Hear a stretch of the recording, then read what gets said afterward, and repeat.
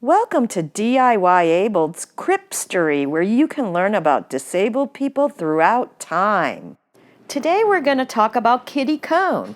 She is an overlooked disabled female LGBTQ activist. She lived with muscular dystrophy, but because it was 1959, the medical world was not familiar with it and was misdiagnosed more than once. She had been diagnosed with cerebral palsy and polio before she had her diagnosis of muscular dystrophy. She excelled at academics, but due to the lack of support for her disability, she was not able to complete her college education. During her time at the University of Illinois, Cone organized and participated in activism about the Vietnam War, civil rights, and poverty.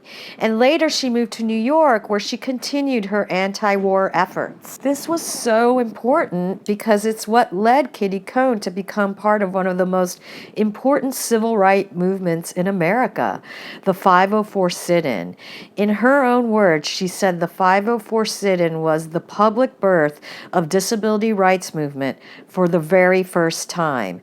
Disability was looked at as an issue of civil rights rather than an issue of charity and rehabilitation at best, pity at worst. After the 504 regulations were signed, Cone wanted to make sure they were implemented, so she was involved in protests at the San Francisco Transbay Terminal in 1978. She organized Disabled People's Civil Rights Day in October 1979 in San Francisco, and lobbied in Washington against the Cleveland Amendment, which was allowing agencies to provide paratransit instead of creating public transportation systems that were accessible for everyone. In her personal life, she was unable to marry her long-life partner, Kathy Martinez, due to legal extractions on gay marriage, and she adopted her son Jorge from Mexico. Kitty Cone is another example of a disability activist that was so essential in helping disabled people